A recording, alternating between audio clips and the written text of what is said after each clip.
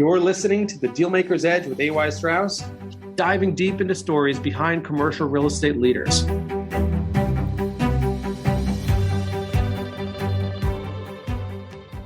Welcome, everyone, to The Dealmaker's Edge. Today, we're really excited to be joined by Carl Wright, founder and president of Wright Partners. Wright Partners is a real estate development firm focused on the development, ownership, and management of retail, industrial, and healthcare properties. And the firm is the exclusive developer for Patient First for Philadelphia and New Jersey, as well as a preferred developer for brands like AutoZone, CVS, and National Tire and Battery. Carl founded Wright Partners in 1998 to combine his passions for real estate, engineering, and construction. And currently, what a major milestone, Carl. Wright Partners is on track to complete its 100th development project. Carl's a graduate of the University of Delaware and a licensed professional engineer in both Pennsylvania and New Jersey. Apart from real estate, Carl's a third-degree black belt in Brazilian Jiu-Jitsu, an avid surfer, and an Ironman, having successfully completed a full Ironman race in Lake Placid, New York. And as I was joking before, I really can't screw anything up because you'll just come straight up, find me, and I'll be in a pretzel. So, got to be extra nice to you, Carl. But I'm honored to be here.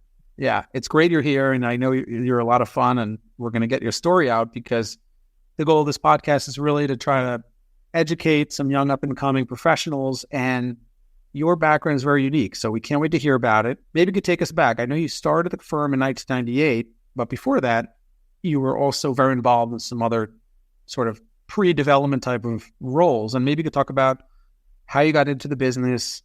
When do you decide you're getting into the business in those early days? Sure. Well, first of all, thank you so much, Aaron. I'm honored to be here.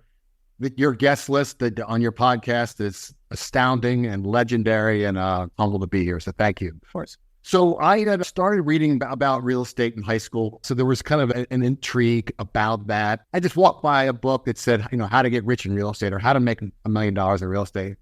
And I was like, well, how do you not read that book? So I had this seed of information that I was like, maybe someday if I can figure out this real estate thing, that'd be great.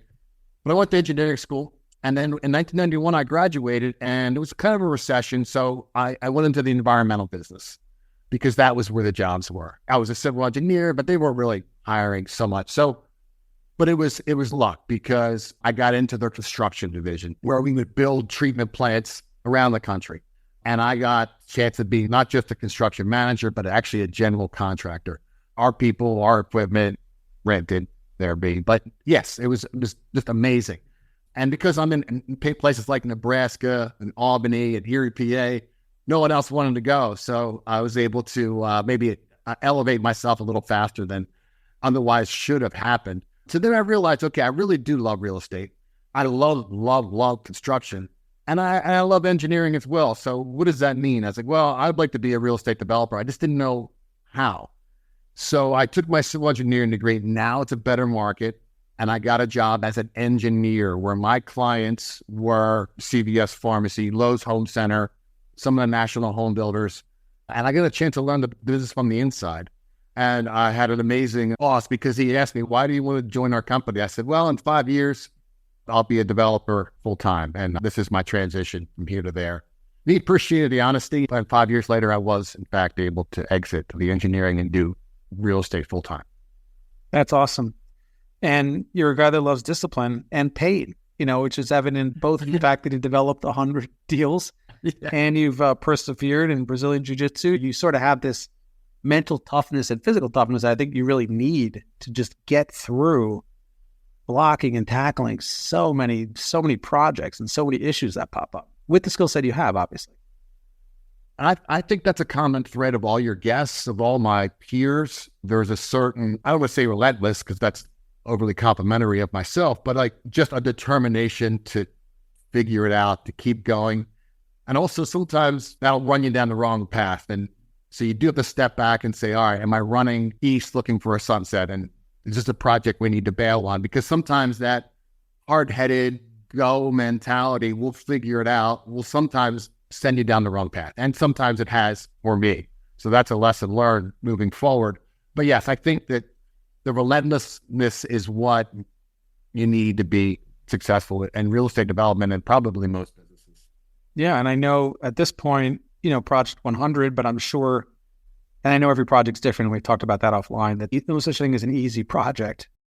But I imagine with the experience in the team and the infrastructure and the relationships you have today, it's certainly, if not easier, it's more nuanced and polished as opposed to the first couple. So, maybe someone listening to this is getting started and they're like you. Maybe they're in engineering, maybe they're a professional, maybe they're in iBanking, who knows? And they want to go be a developer. Maybe you can start by describing those early deals. You had to raise capital, you had to believe in yourself. And at a certain point, no one's going to make the jump for you.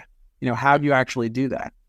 Yeah, I mean, maybe I can be more helpful than, say, Bruce Eichner or RXR, some of your other interviews, where they're like doing mind-blowing projects that only superhumans can do. I'm more, attainable for the wide masses of your listeners. So yeah, the first project was a residential subdivision. And what I did, and you can option it, meaning you can put it under agreement and then close when you get approvals. And in this case, when you line up a home builder as well. So I put 100 acres under agreement in Westchester, Pennsylvania, and had an amazing seller who believed in me and hung in there for the 2 years it took to get the approvals. And then once it was approved, I had a national home buyer lined up. And the way the transaction worked, and you know this, but most people don't, is I didn't even have to take title. The home builder took title and just wired me the difference between my purchase price and their purchase price, which was a significant amount of money, especially for me being, still part-time employed with my engineer.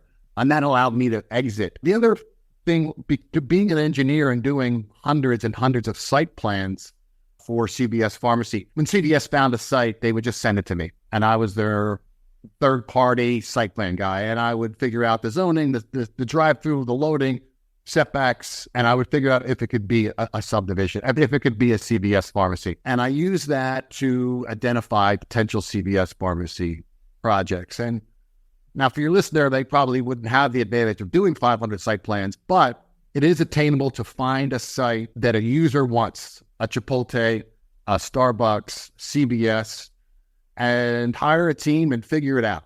And that's how we got started. So we started doing CVS Pharmacies, which led into AutoZones. We've done 40 of those, and that led into other things as well. Fantastic.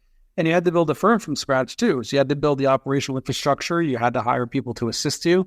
You had to find people that believed in you. But I guess, having the relationships with the tenants really is magic. That's where the magic happens. It happens at conferences like ICSC or perhaps where we met, good networking at that event we met in Florida. There's nothing you can't achieve if you're able to weave it all together. But I think a lot of people don't have that engineering background like you do, don't have the site plan approval background. They're not hyper technical and they're very reliant on their third-party professionals, and that can be stressful. But I guess it was a really, really great thing to have that working knowledge and those relationships to launch. And that's a good investment of your time and energy. Yeah, and that's how we built the firm. We decided, what's our edge if we have one? It would be, we come at things from a technical perspective, meaning I'm a professional engineer. In the leadership, we have two other 25-year plus professional engineer. We have a soon-to-be licensed architect on staff. And our thought process is that the deal making, we can figure that out. The finance is relatively simple math. We can figure that out. Legal, hire an amazing attorney like yourself, and it's easy. But the actual building of the building, building of the site, estimating your cost accurately, we found that having a technical team was helpful. Absolutely. Another question where you touched on two things. One was having that edge, and the Dealmaker's Edge is the name of the podcast. We try to touch also on the psychological aspect of managing your real estate career. And I think you've been blessed by having some hobbies like we've touched on, and you're obviously, really into physical achievement, and physical and mental is a very fine line. Maybe you could talk about how, having the passions that you have has helped you either power through different times and projects, or maybe they're two separate buckets. And on the real estate side, you manage your mind in a different way because there's a lot of doubt and worry, especially you go through a market like 23. People start to throw their hands up in the air and say, maybe it was a mistake, 21 or 22. So how do you have the perseverance and the relentlessness that you've had to bring over all these projects?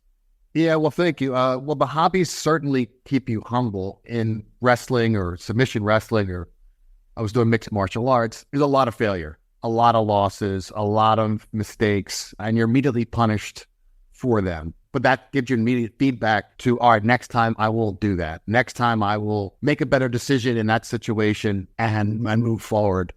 And as far as like the triathlon, it's like I wanted to quit 19 different times. I didn't even know how to quit. It's like you're just out there on a bike, like, how do you quit? I don't even know how to quit. Like some people say, I don't know how to quit, like they're bragging. I didn't know how to quit. You can't just leave the bike there. You can't just leave it. You have to get it out. I'm eaten by a bear. I was in the So, but I really wanted to quit, but I didn't. And I kept going and I finished. So I think that's the lesson learned. And the same applies to real estate. There's so many setbacks. I really admire the overconfident developer because I don't know how they do it. That I have so many setbacks, so many mistakes I make, and we just try to learn from them and get better. And it reminds me of my hobbies where it's just you make a mistake or just sometimes an outcome goes against you. And then you just learn from it, iterate. Hopefully we capture it. We have a mistakes log in our system. So we try and write down the mistakes we make and then what system we're going to improve to make sure that doesn't happen again. We have checklists for everything. So we try to just add to the checklist each time we make a mistake, which is awesome. That's great. That's really, really good to have both of those personal and professional tracks overlap in a way that's really healthy and that drives a lot of your success too. So you're nearing completion of your 100th, if I could say that correctly, development project. What do you want to do the next 5 years? Are you going to just continue down this track? You're going to try to get to 200? Is it more slow and steady? What are you thinking of? What does Sam Zell say? Don't chase money, chase freedom. I would like to have more peace of mind. In other words, I want to make sure each project we do, while be ambitious, we can live with the downside. We can live with the worst possible outcome so that I enjoy life a little more professionally. I love what I do. But those times when we've gotten over our skis a little bit or picked a project that was maybe not an A+ project, the stress that came with that, I'd like to avoid moving forward.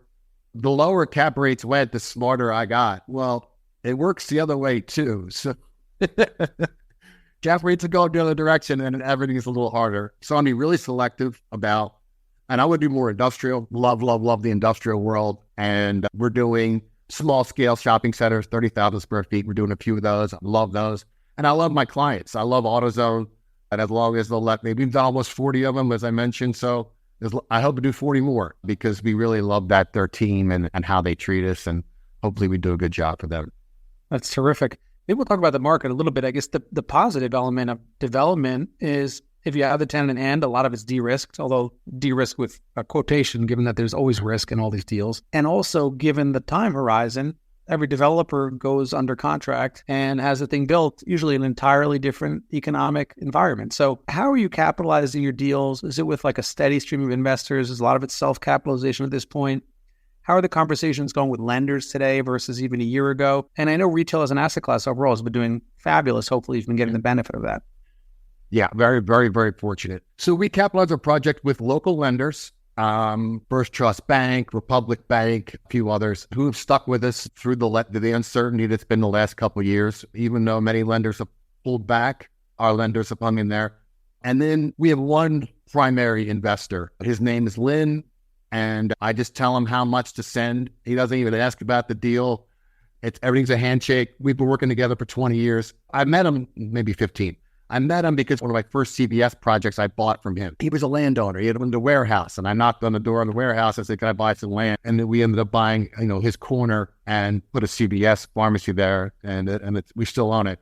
And we just became friends. So that's my capital structure. So it saves me a lot of time running around. And there's no pitch decks. There's no PowerPoint presentations. There's no meeting or prospecting. And we use our own money, of course, as well. And in combination thereof, we're able to capitalize the project. Now, our first industrial deal, that was a $40 million project. That was a different story. My local lenders were too small for them. We hired a great broker. We got the 50 banks, and that was right. We financed it late last year. So you can imagine what that was like. Yeah, it was really hard. Banks were failing, and it was hard. Well, you only have to go 1 for 50, and we did. And now that project's 75% complete. That's terrific. Are you finding the lending world is opening up with the regionals now more than, say, 6-12 months ago?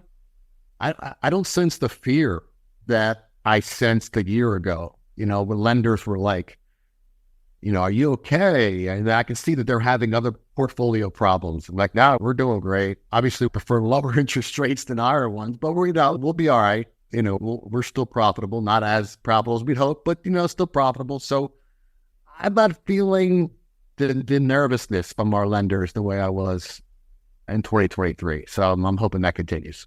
Yeah, a lot of it's about psychology, the appetite for deals itself. How about markets? You've been in a number of states all over. Any specific markets you think you'll be focusing on more in the next year or two, or is sort of wherever these end users need to be? Well, in AutoZone's case, wherever they send us, they just gave us a project in upstate New York 2 weeks ago. We're looking at stuff down in North Carolina. We're looking at something in Tennessee for them. So wherever they send us, and as you mentioned earlier, there's a lot of risk there because I have the tenant, I know the cost, and there's some approval risk. Sometimes you don't get approved and you lose your down money and you lose your engineering money, but that's relatively, you can swallow that bill. And then as far as industrial, we want to stay within our core area, the tri-state area, which to us is Pennsylvania, New Jersey, Delaware. And we want to do more industrial for sure moving forward. That's great. So it's onward and upward, continue the same path you've always done, perhaps leaning more into industrial, which is obviously a super hot asset class the past number of years, and perhaps gaining more peace of mind in the project management of these development deals, which is very hard. Very hard. But it's also very hard to find people who've done 100 development deals too. So if you've managed to do that, Carl, I'd bet on you and be very confident you'll figure out a way to continue to evolve. Let me ask you this. Maybe somebody's buying their first few development deals. Maybe they have a background in architecture, or maybe they're a land use lawyer, or maybe they have something that ties to development, and they're just looking to take down their first few deals, and they meet you for coffee, and they're just trying to pick your brain. What are you telling this individual beyond what we've already, sort of covered in a broad brush stroke here? Obsess over learning. It's all out there. Thanks to podcasts like yours and also the amazing books that are out there. I mean, I've read every real estate biography or real estate book about a project that I know of. The only ones I haven't read are the ones I don't know about. For instance, How to Lose $200 Million. You can learn a lot from that book. And I don't just read the book. I don't just listen to your podcast. I'll go to the transcript and I will print that out just because sometimes I'm working out or who knows what I'm doing. And your podcast is so informative. And I'm like, but I'm not going to action. That's not actionable. So I'll print out the podcast and I'll pull away my takeaways and I'll summarize it and I'll post it for others to see. So my advice would be the information is out there. There are legendary real estate developers who have summarized their life's work in a book or their most challenging project in a book. And it's right there for you to learn from, because you can do trial and error. And we do trial and error. But I really prefer to learn from others so that I learn from their errors and I add that into our systems so that hopefully I avoid. That's our preference. Our preference is to learn from others' mistakes, but unfortunately we do both. Oh, that's terrific and great advice. And I think people would appreciate that because it's true. If you listen to some of the other podcast guests we've had, they certainly are very bright and very talented, and your background is very unique, but they're always learning and they're always thinking, how can they take a lesson from somebody else and avoid the pain of making a mistake if some information is available? Anything else, Carl, you wish I would have asked you, but I did not address, or any other topics you feel like we should cover while we're still chatting here? The only other thing I would add is I've been studying the psychology of human misjudgment more so. Like if I would have known this when I was younger, I would have made a lot less mistakes, which is study all the tendencies we have to run down the wrong direction. The loss aversion bias, the sunk cost bias, the confirmation bias. And so I wish I'd have known that when I was younger. Like there's a quote that I love that says there's more fiction has been written in Excel than Word. And that's not because anybody's trying to be deceptive. It's just we want to believe this project's going to work. We want to believe these costs are going to come in lower than really we know. And so I would just leave that to study your biases and try and confront reality. Really well said, Carl. All your points, really well taken. I'm sure people will learn a ton from this. Your development experience and background and track record, also first rate, first class. And the fact that you really combined your personal and professional really nicely together, very inspirational. So I took away a lot. I'm sure others will too. And can't wait to hear from you again after you've done 150 and 200 projects, hopefully with many more successes. And with that, I guess we'll wrap it up. Thank you so much. It was a true honor, and I always appreciate talking to you, whether online or off. Amazing. Thank you for joining the Dealmaker's Edge. Don't forget to follow us on your favorite podcast platform. Give us a 5-star rating so more people can follow the conversation.